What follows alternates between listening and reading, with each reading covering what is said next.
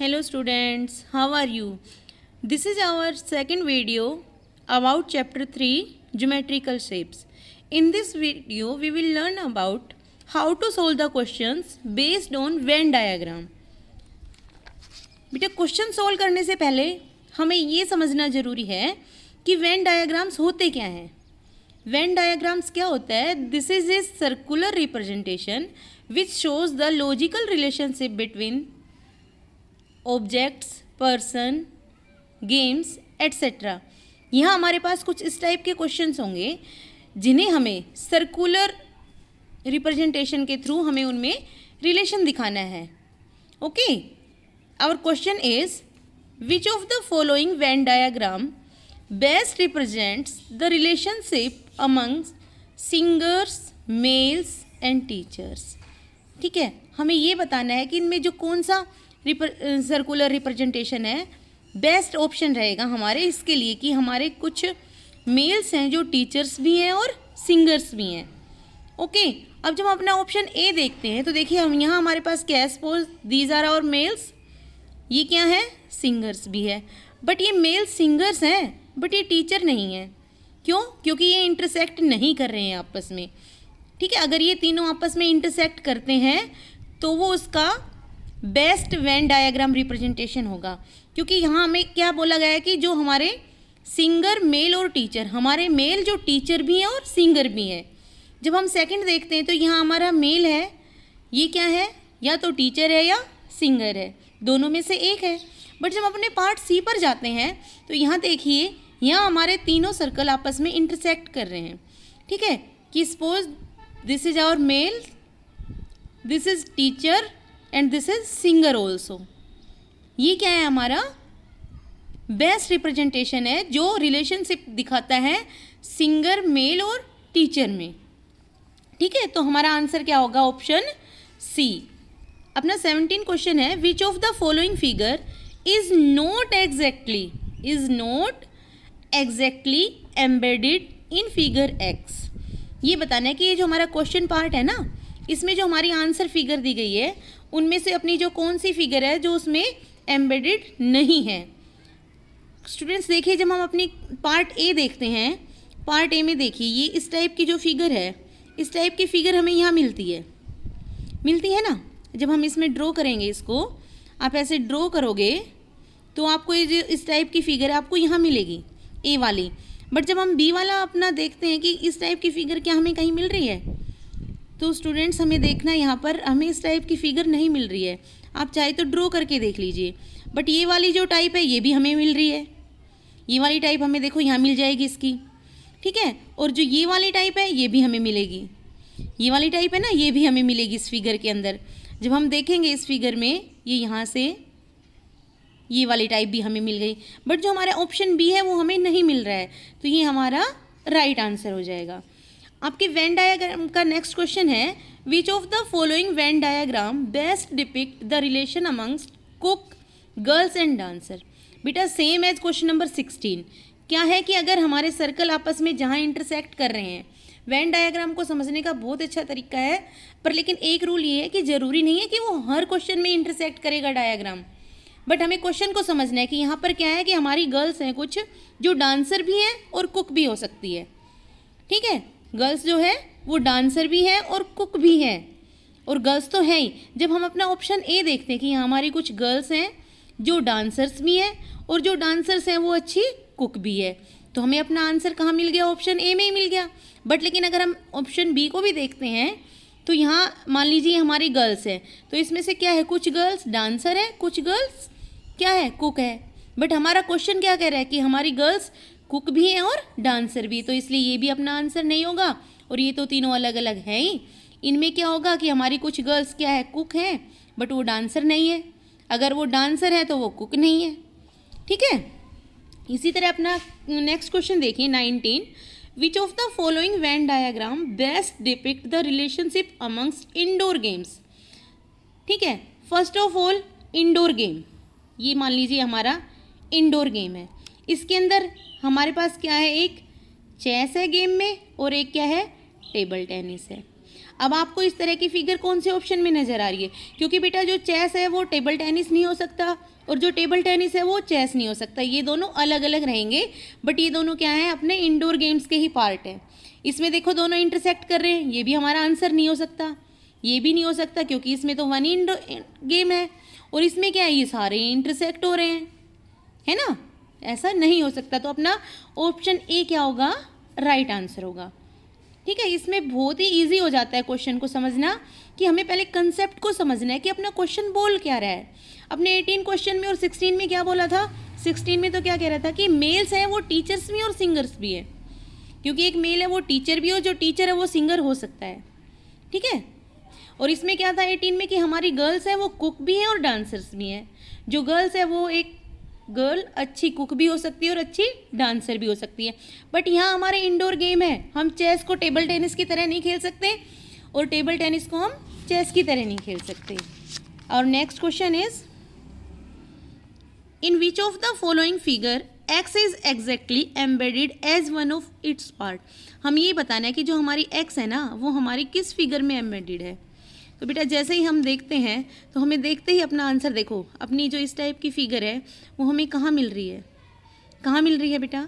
हमें अपने जो पार्ट अपना ए है ना, यहाँ हमें अपना आंसर मिल जाता है। जब हम देखते हैं, देखो आप यहाँ से देखोगे, ये वाली जो अपना जिस पार्ट को मैं डार्क कर रही हूँ ये कैसा है? सेम एज फिगर एक्स है। तो हमें अपना आंसर कहाँ मिल गया? पार्ट ए में ही मिल गया। फिर है सेलेक्ट द करेक्ट मैच। ये फिगर है, हमें क्या देखना कि आफ्टर 3/4 क्लॉकवाइज रोटेशन। बेटा मैंने अभी आपको पिछली वीडियो में बताया था कि क्लॉकवाइज और एंटी क्लॉकवाइज रोटेशन क्या होता है, 1/4 रोटेशन क्या होता है। ठीक है, ये यहाँ से यहाँ तक का तो कितना हो जाएगा अपना 1/4 रोटेशन, ये 2/4 रोटेशन, और ये जब यहाँ आएगा तो ये हमारा 3/4 रोटेशन हो जाएगा। और कैसा है ये? ऐसे क्लॉकवाइज, ऐसे क्या होगा? क्लॉकवाइज। ठीक है, अब जब हम देखते हैं हमारी ये फिगर है, जब हम इसको क्लॉकवाइज रोटेट करेंगे तो ये इधर आएगा, बट ये एरो साइन किधर जा रहा है? ये राइट आंसर नहीं है। जब हम अपना बी चेक करते हैं तो बी को तो चाहे हम ऐसे रोटेट करेंगे, ठीक है, रोटेट करते हैं तो ये तो सेम ही डायरेक्शन आएगी, तो ये अपना आंसर शायद हो सकता है। इससे पहले हम अपना सी और डी और चेक करेंगे। देखो बेटा जब हम इसको ऐसे रोटेट करेंगे, ये इधर, इधर और इधर, तो इसके साथ साथ टी की पोजीशन भी चेंज होगी, क्योंकि जो टी है वो भी चेंज होगा, बट आंसर में टी चेंज नहीं हो रहा है, इट मीन्स ये भी अपना आंसर नहीं है। और जब हम अपनी स्माइली को रोटेट करेंगे 3/4, तो स्माइली का फेस रोटेट होगा। देखिए अब हम इसको ऐसे डिवाइड करते हैं 4th पार्ट में, हमने इसको ऐसे रोटेट किया तो थोड़ा सा इधर हुआ, फिर इसका स्माइली को इधर करेंगे, इधर करेंगे, तो इसकी पोजीशन यहाँ कुछ आएगी, बट ये तो एकदम उल्टा हो रखा है, तो ये भी इसका आंसर नहीं। तो अपना आंसर कहाँ मिलेगा हमें? ऑप्शन बी में।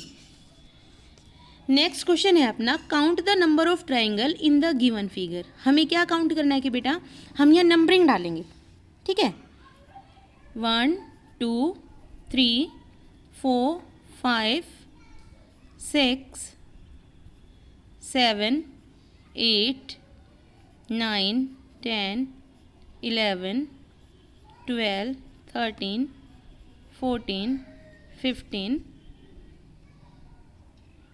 ठीक है, 15 तो हो गई अपनी, 15 ट्राइंगल्स हमें मिल गई है। अब ये देखिए हमारी ये यहाँ से यहाँ तक 16, और ये यहाँ से यहाँ तक अपनी 17, और ये यहाँ से यहाँ तक अपनी कितनी ट्राइंगल हो गई? 18। तो अपनी टोटल नंबर ऑफ ट्राइंगल कितनी हो गई? 18, और ये हमारा ऑप्शन ए है। अब क्वेश्चन नंबर 23 में क्या है? In which of the following figure is the given figure is exactly embedded as one of its part.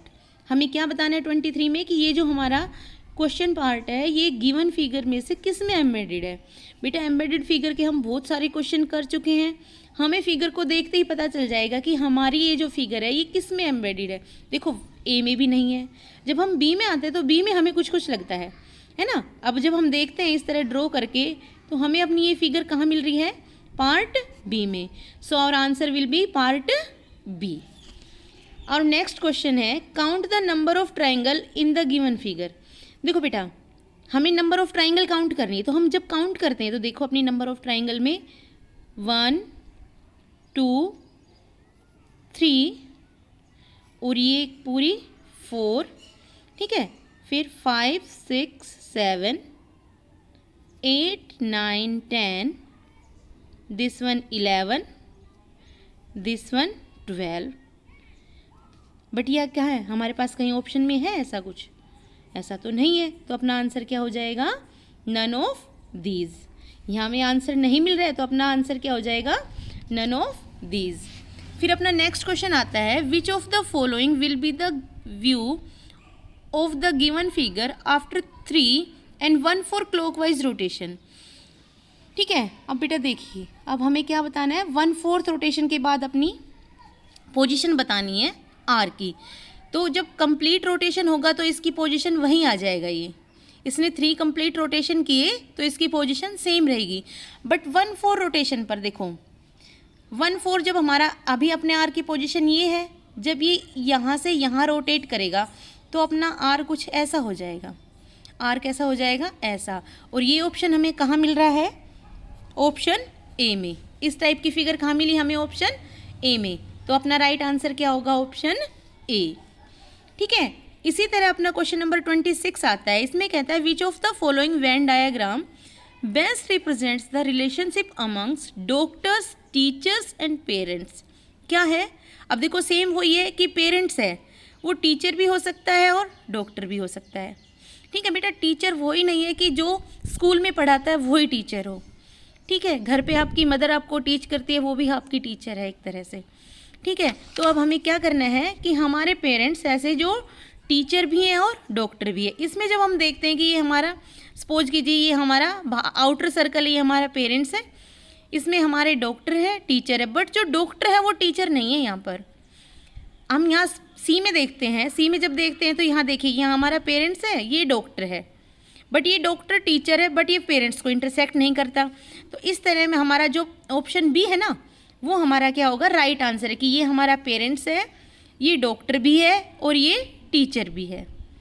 ठीक है, नेक्स्ट क्वेश्चन है अपना, ये थोड़ा सा कॉम्प्लिकेटेड क्वेश्चन है, इसको ध्यान से देखेंगे बेटा।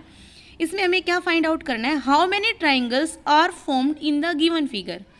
यहाँ पर बेटा एक रूल लगता है, आप उसको ध्यान से देखेंगे। ठीक है, जब भी हमारे पास कोई ट्राइंगल होती है,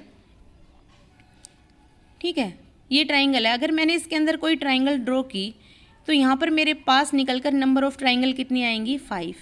कितनी आ जाएंगी? 5। तो 5 इसके अंदर ट्राइंगल के अंदर ट्राइंगल है, तो मेरे पास नंबर ऑफ ट्राइंगल कितनी आ गई? 5।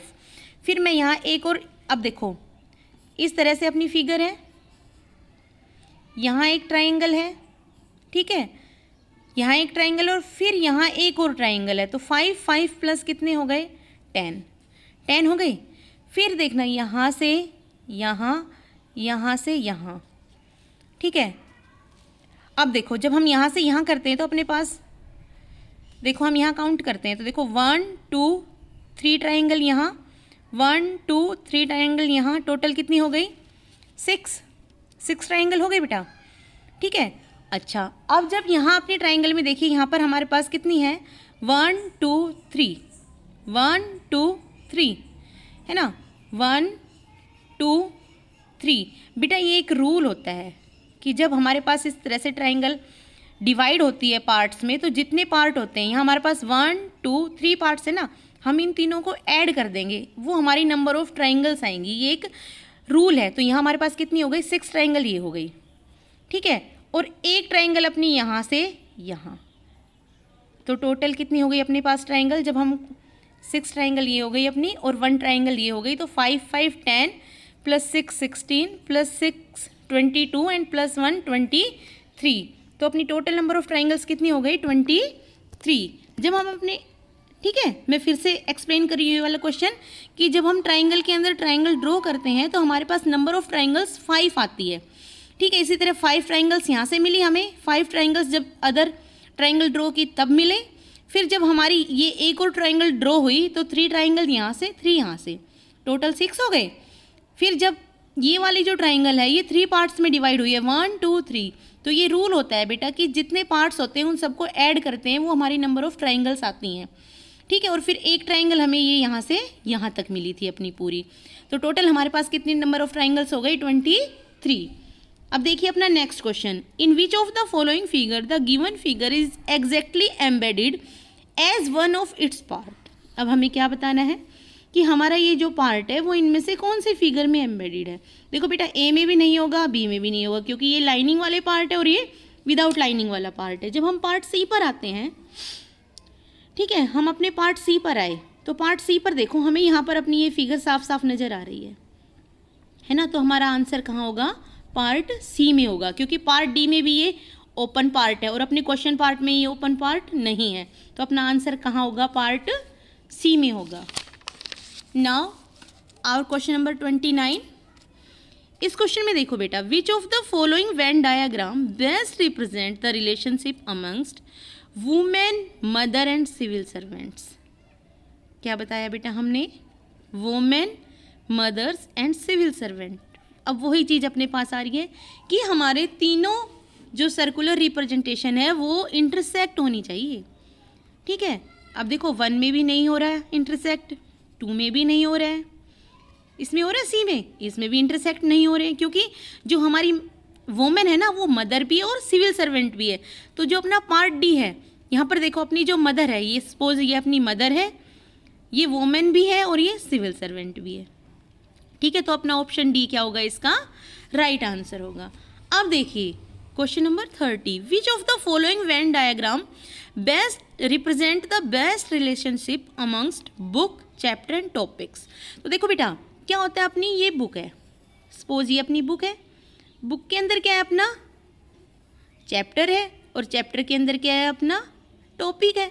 ये तो नहीं है कि अपनी बुक चैप्टर हो सकती है और चैप्टर बुक हो सकता है और अपना जो टॉपिक है वो बुक हो सकता है, ऐसा कुछ भी नहीं है ना। ये क्या है, स्टेप वाइज चलेगा। क्या है, ये अपनी बुक है, इसके अंदर क्या है, अपना चैप्टर है और चैप्टर के अंदर क्या है, अपना टॉपिक है। तो इस तरह का डायग्राम हमें कहाँ मिल रहा है, पार्ट ए में, ठीक है।